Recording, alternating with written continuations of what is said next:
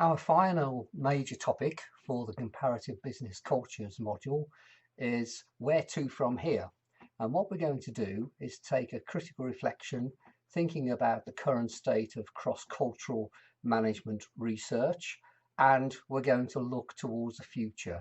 In so doing, we're going to criticise and reflect upon the shortcomings of many of the concepts and the theories that have been developed to date, including things such as the Hofstadter framework.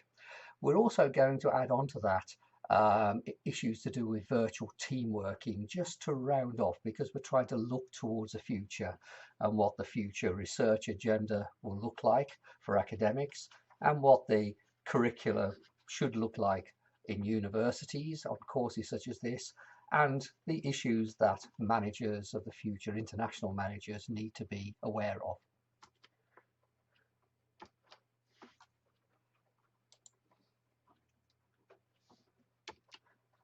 So our agenda today is to look at some of the cross-cultural management research issues that are currently being explored by people. We're going to consider that actually the current state of cross-cultural theory and frameworks actually ignore the majority of people around the world, driven by a globalization agenda and big business, westernized multinational corporations. Actually, we would say that only about a third or even less of the world are under even an indirect influence from these companies. So we're going to look at indigenous knowledge and how culture does rumble up from deep within society, and in many parts of the world is beyond the scope and call of multinational corporations. As I say, we're going to look at technology and virtual teams to reflect on some of the learning that you've had in this module, and then we're going to move back to this idea of culture being deep-rooted, back to Edgar Schein's idea of layers of culture. Now, reading for this topic, there's two really key articles if you want to look at this in more detail and take this forward.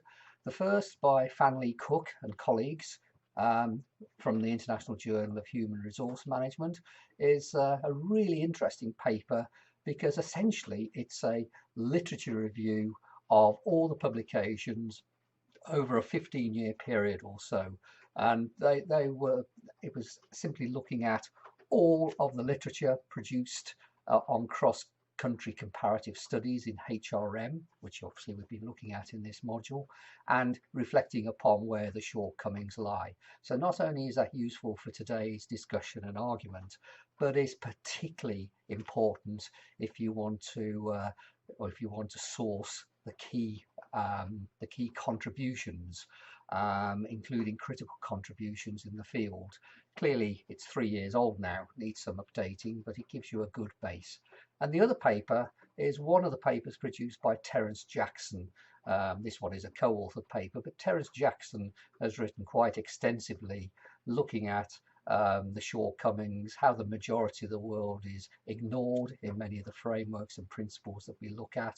This particular paper is looking at expatriation of Chinese multinational enterprises in Africa, arguing that much of the theory is developed from the Anglo-American Western multinational corporation experience, and doesn't really say a lot for Africa, and doesn't really tell you a lot in terms of the influence of Chinese investment in the world. And we'll also be citing the work of Cheru, a book from some years ago, but particularly interesting if we're looking at challenges to globalization. Okay, so the questions we're going to be looking at is, what's the current state of cross-cultural management research and practice? What might the future look like for us in this very dynamic and changing world? What are the barriers and blockages, the impediments to our understanding today? And raises the question, can we challenge the orthodoxy and the current dominant view? The current dominant view was very much that globalization is taking place around the world. That's been drawn into a little more doubt recently, but we still have this sort of viewpoint. A lot of people will talk about that, and we need to challenge that orthodoxy to, like we've done in the last few lectures, to actually say, look, okay, we can see these influences occurring, but there are shortcomings and problems with that, and for the future we may well need to look at other solutions. So some criticisms, and this comes from Fang Li's work, from Terence Jackson's work and others. Interestingly enough, the international business paradigm, the argument is becoming very conservative in nature. And yes, we've used Hofstede, and I advise you as consultants to peddle that, but many people say that's a bit rooted in the past. You know, it's very staid. Does it truly represent everything? It may be an interesting initial insight, but people, such as the paper by McSweeney that we looked at earlier in the course, many people draw doubt on the robustness of the framework in today's world. Also, as we've already said, many studies on large businesses from the developing world and the issues they face, internationalizing. But what about the majority of people, firms in the rest of the world? The majority world, as Terence Jackson called it. He was arguing that the theories come from the minority world, from the 2 to 3 billion people who are sort of working in the international business cultured world, if you like. What about the other 4 to 5 billion people around the world who are simply not under those influences, or are living and working in China, in majority parts of India and so on? The argument is as well that many of these cross-cultural management studies are what's called temporally and spatially ignorant.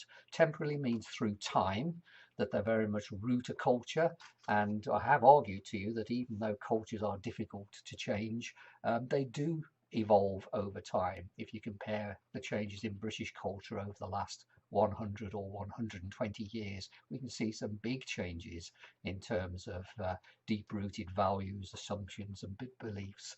So the argument is it's a bit static and also spatially ignorant. That's meaning that it doesn't really relate to some parts of the world. It gives a Westerner's view into their cultures rather than a deep-rooted, bottom-up, from the roots of the societies in different countries, their view of culture. And so the argument is, rather ironically, as we're trying to improve our understanding of cross-cultural working, the argument is it's not really able to cope with diversity in a meaningful way.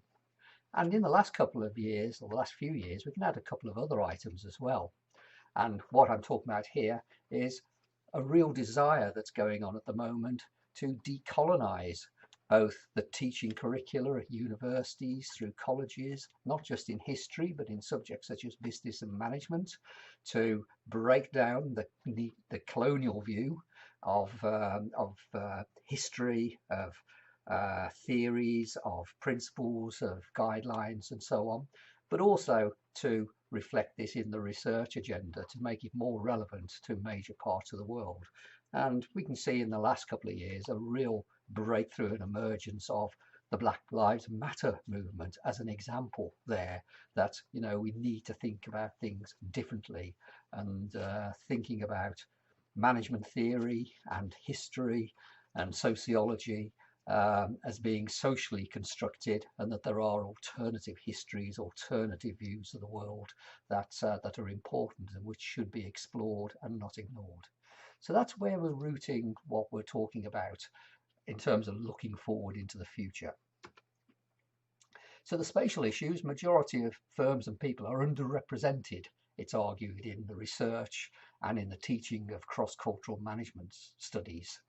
So, for example, if we look at the informal economy, because most of the studies on cross-cultural management look at the formal big business MNC type dimension, but if we look at the informal economy, that represents about 50% of non-agricultural employment in developing countries. So street traders, markets, cash only, and so on. So immediately we start to see that many people are living and working in the informal economy. And if we start looking at South Asia, we're looking at figures of over 80% of firms operating in this informal economy, not submitting formal company reports, not subject to worldwide business trends and so on. And also in Africa, the figures are a little bit lower, but still 2/3 of of firms are in that informal economy. And if we start looking at the gender issues as well, we will see the figures are even higher in terms of employment of women versus men. So particularly if we want to think of an ignored majority, think about women in many of the developing worlds of the countries of the world. You know, women are not a minority. They're the majority of the population across the globe. And if we start considering that the figures in South Asia are approaching 90% of female employment being in the informal economy, we can see that our theories of business culture are not even touching or including these people. So the informal economy, as Cheru has said, and I reference his work, is nearly 20 years old now, but it's really important in its impact on indigenous employment practice and culture. And these people and these cultures are not directly under the globalizing influences of Western multinational corporations or global institutions. And the argument is, and this is where Terence Jackson's work really comes in, he argues there's very little representation of the informal economy and indigenous firms that form a huge proportion of many economies of the world, but they're very much underrepresented both in the academic research but also in government policy making in many countries. There's a lack of agency and engagement and involvement and consideration. So the ignored majority and why it's important for really smart cross-cultural workers to understand about this.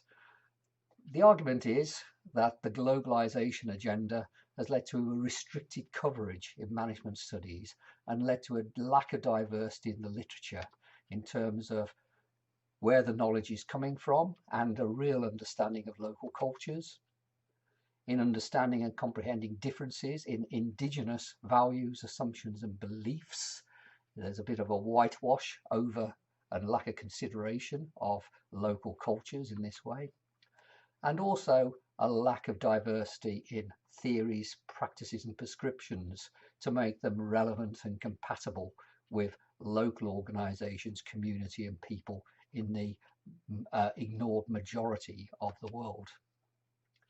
So Jackson Horvitz and Terence Jackson's work more generally is arguing that we need more new critical theories. So the argument is that Hofstede and other post-colonial theories are now run the danger or are certainly outdated. He argues particularly that Hofstede and some of the other theories that we looked at in the first 2 or 3 weeks of this program, he argues that they can't cope with new dynamics, and he particularly draws the case of the influence of Chinese and Indian foreign direct investment. Chinese and Indian firms operate quite differently and have been less under the influence of Western multinational corporations. And if we look at Africa, China is the major contributor of foreign direct investment into Africa, but the theories and the research, very little has been done into cross-cultural studies when Chinese firms invest into developing parts of the world, for example.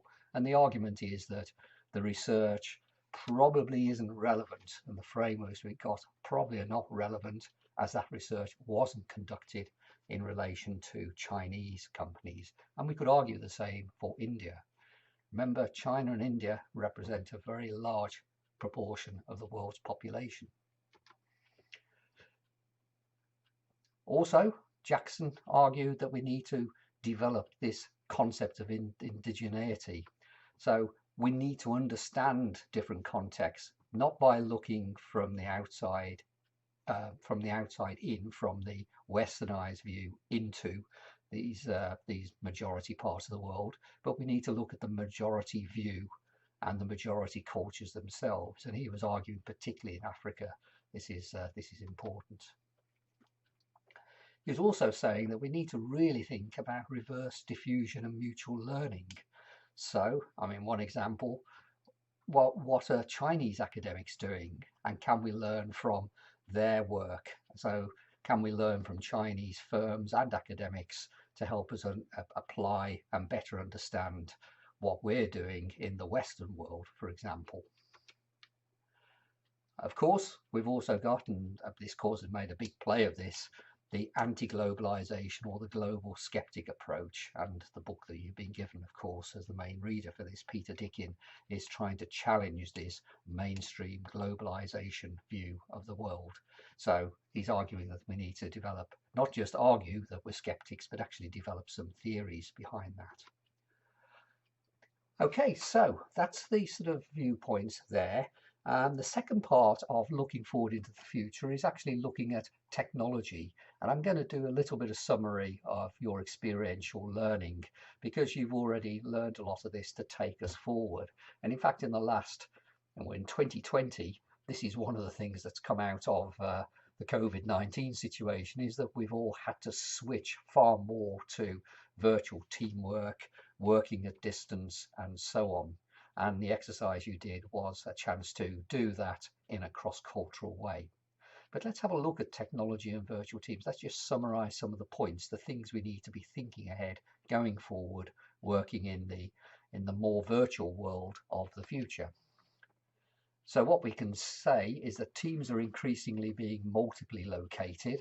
And for the first time this year, even some of the Keele teams had people located in different countries who needed to work in their country of origin. But increasingly in companies, in organizations, people are located in different places. And this presents a real challenge for cross-cultural working. You know, it's difficult enough sometimes to work cross-culturally. It's even more difficult if we're being asked to do that with people we've never met face to face. And your videos showed some really good reflections on that. For example, working with the German clients. So we need to be thinking about this, and hopefully you've come out of this program being future-proofed in terms of how you can enhance and be a better virtual team worker. I think you did very well, actually.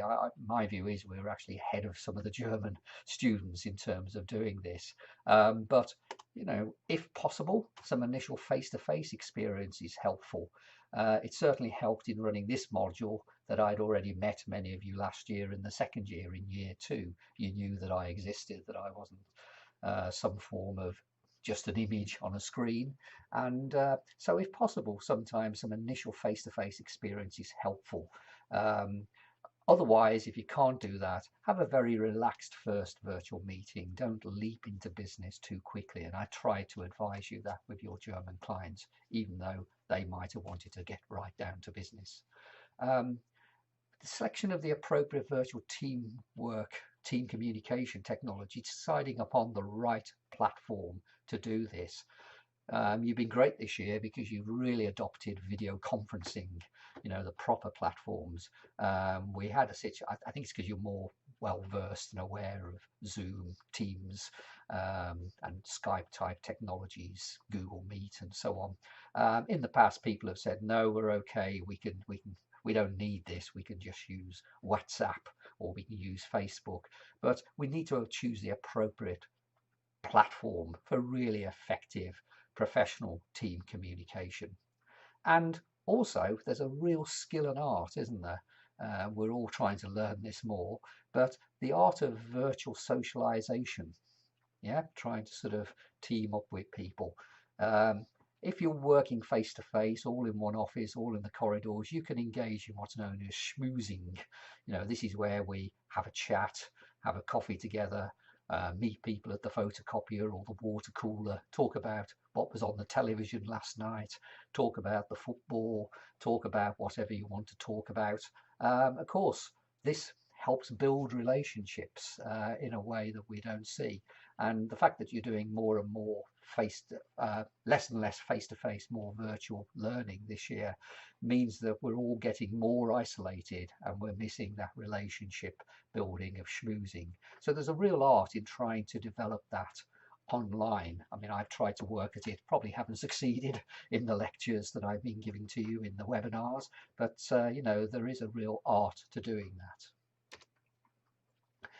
And there's videos that are available for you to look at that. I think I've replicated it in this week's KLE folders for you to look at, but it was in the first couple of weeks as well. when I was trying to provide you some guidance videos for starting working in your virtual teams. Okay, so areas that may need to change for global teams to work moving into this world of virtual teams. So we need to have very clear and accurate senior management leadership. Senior managers need to set the scenes for this. They need to be aware of the issues. They need to engage in the work themselves. They need to be reflective. They need to be investing in the right sort of technology and training and so on. So there needs to be a lot of support, commitment and leadership from the top. Trying to use communication technology in an innovative way. We're all struggling with this at the moment, aren't we? But you know, compared to where we started, we just did a almost Skype type calls originally. We're now becoming a bit more sophisticated. You know, you're becoming aware of how you can take control of a video conference, how you can share work, how you can work more intelligently, say using the full functionality of Microsoft Teams, for example. So we need to be thinking and moving ahead in that way, and hopefully in a way that brings all our team along with us. We need to adopt organization designs that enhance global operations and virtual teamwork. There's been a sort of drive towards this idea of direct reports and line management, as it's now called. People talk about their line manager all the while nowadays. Somewhat of a shock to me, because we spent years trying to reduce hierarchies and flatten organizations, work with small teams. We seem to have moved back towards this almost Tayloristic scientific management approach of line managers, and in some ways that suffers, doesn't it? Because you're probably trying to think of organization designs that enhance global operations, enable people to work on their own initiative. Perhaps they don't have to be accounting every 5 minutes to somebody else, and to be able to work effectively in a virtual team. And also what we need to be thinking about is, how do we actually capture the strengths, rather than seeing cross-cultural work as barriers, language barriers, that people and technology and cultures are a problem with it.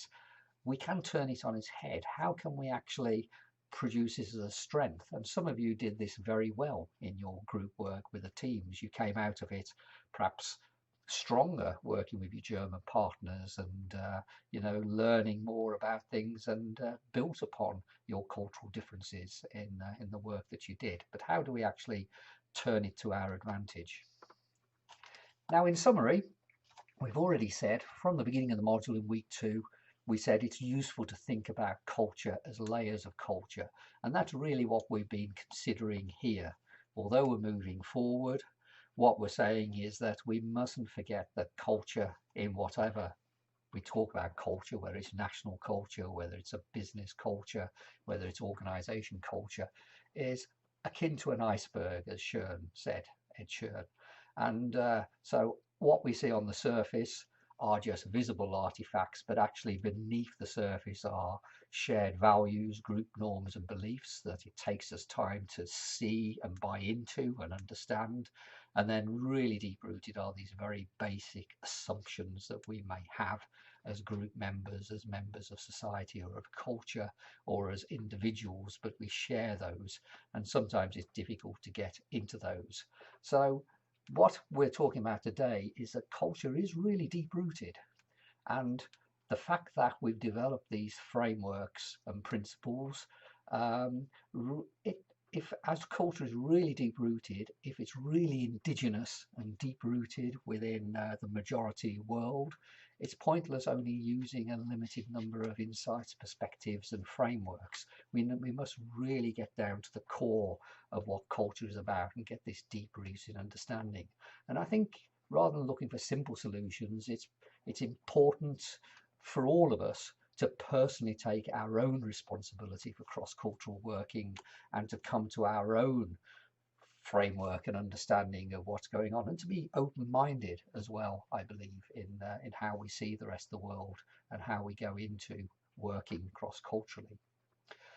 There is an interesting video latest thinking on corporate culture, latest, it's 2011, but that's worth a look at, because Shine is saying that actually things have moved on since 1985, and he sees the world slightly differently now. So that's worth a watch if you want to have a look at that. Again, there's a link available on the module web pages.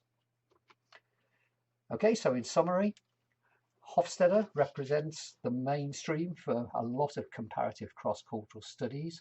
We also have other frameworks there for business culture, for national culture and so on. But we can identify this current mainstream. If you open an international business textbook, the chapter on culture will sort of talk through a lot of the stuff that you covered in the first 2 weeks or so of this module, and which you peddled as consultants to your German clients, quite rightly as well. However, the criticism is that moving forward into the future, these frameworks are limited and don't really deal well with diversity in either cross-cultural management literature or in comparative studies. So we're saying there's a bit of a literate nature to the literature, both through time, temporally, and across the globe. And what about the majority of the world? You know, all these principles have come from academics in the developed world. What about the majority world? What about the informal economies? What about the cultures of the world in Africa, in Asia, and so on? How are we going to incorporate that and really understand a deep-rooted understanding of cross-cultural work in different countries? And we talked about here the current issues of decolonizing the curricula. We talked about the need to challenge some of the theories that have historically been developed. And, you know, for example, the Black Lives Movement we mentioned as an example of that, getting us to think again and perhaps reassess where we are. And we need to do exactly the same thing with theories and practice of cross-cultural management working. So indigeneity as a concept, why don't we actually look at and allow people to make their own accounts of culture? Perhaps we need to listen a bit more rather than impose our views and frameworks on others. And clearly also moving forward, a lot of work needs to be done in cross-cultural management, in research and in the teaching agenda, in terms of improving, recognizing that virtual team work and virtual communication technology will be growing and will be feature as a major part of your lives. But how do we actually develop that both within people for the workforce of the future, people like yourselves working in international business, and how do we evolve the theories and principles to let us better understand the behavior of people and organizations when engaged with virtual teamwork? And final point, and I do encourage you, if you can, to watch the Shine video clip. He was arguing that perhaps even the term business culture is outdated, that actually what we're finding now is professional occupational culture is perhaps a better way of looking about it. Now, people don't work in one business for the whole of their life. They're changing between different cultures, and you perhaps accounting culture or marketing culture or operations management culture is perhaps dominant over the business culture and will be moving forward. So this is another consideration that we need to be looking at, a criticism, if you like, of the frameworks of business culture, many of which were developed in the 1980s. Okay, so just to remind you that if you do want to read some more, there's the Fanley Cook article, which gives you a huge reference list of articles in the 21st century up to about 2014, 2015, and that's really helpful. You know, if I had to pick one paper to say which paper summarizes a huge raft of the literature, that's one to look at. And then also the work of Terence Jackson, who's arguing that we need to better understand the majority world. His work on Chinese multinational corporations' influence in Africa and the impact and the need to understand cross-cultural research from, for example, from China to Africa, which is very you know, only marginally under any form of Western influence. These are really important things to understand in the world as we move forward.